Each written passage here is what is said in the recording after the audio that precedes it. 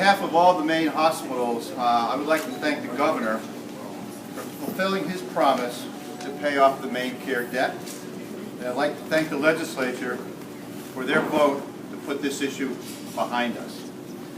This debt has placed tremendous pressure on Maine hospitals, forcing many hospitals, including ours, to borrow money, oftentimes to borrow money to meet payroll, to develop large lines of credit, to delay purchases of needed medical equipment, to postpone necessary projects, and in many cases to reduce staff. With the cuts hospitals are now facing from Medicare, Medicaid, commercial payers, and the staggering and skyrocketing bad debts and free care, this debt has been a very, very serious burden to our industry. We're all glad that this issue is behind us, and once again, thank the Governor for making a promise and keeping it. Thank you.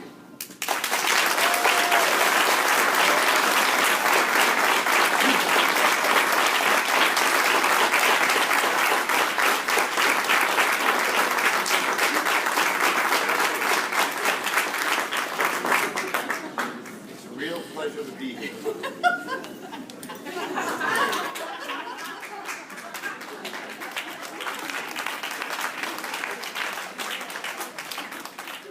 It's a real pleasure to be here.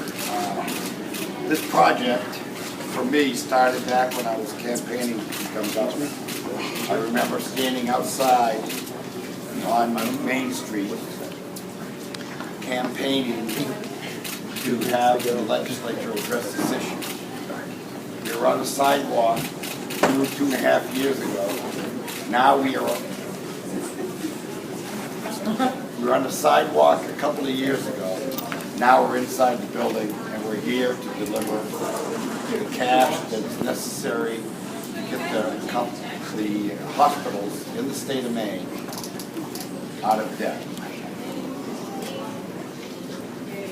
My first year in 2011, when I first became governor, the first 2 months, we were able to pay about a third of the debt. We were able to pay about $250 million to the hospitals, which was the down payment on the debt that we owed the hospitals. Today, we're taking the debt. It's going to be paid in full.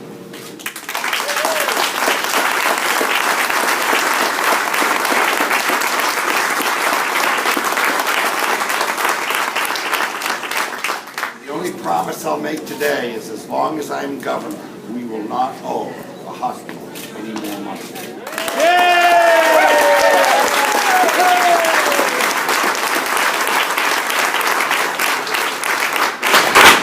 Quite frankly, it was a real embarrassment the last 3 years to go down to the stock market and go down to Standard & Poor's and Moody's and have to discuss with them the fact that we had a debt that we had no plans or intention of paying off.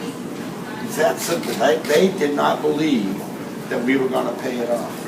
In fact, I had many meetings with people in the legislature that were urging me to offer 10 cents on the dollar, 50 cents on the dollar, and I just maintained the position that once you owe the money, you don't go back and negotiate later on to pay less. You do that when you're in bankruptcy. And I don't believe the state is in bankruptcy, nor am I going to let it get into bankruptcy, and nor am I going to let hospitals go bankrupt.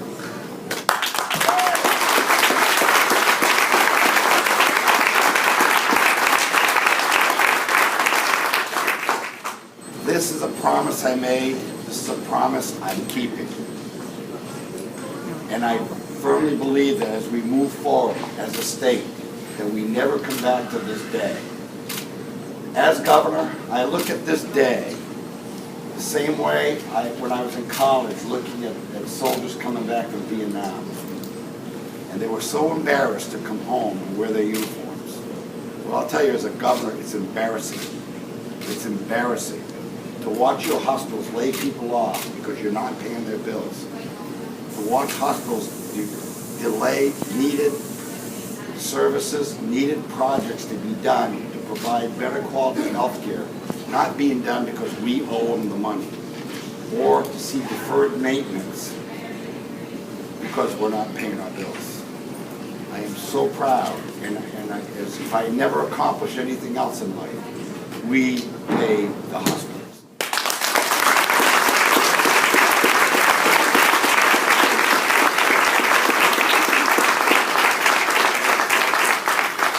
I'm often accused of being a loudmouth, and so when I'm going to make one other promise, I'm carrying duct tape with me.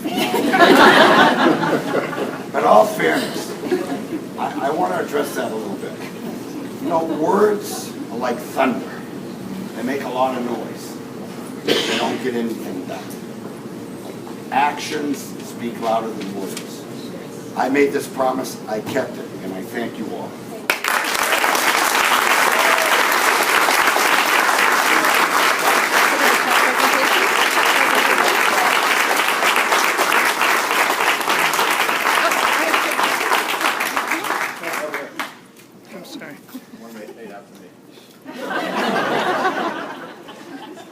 Adrian, you did it again. I still have my name. I got you on the right, at least this time.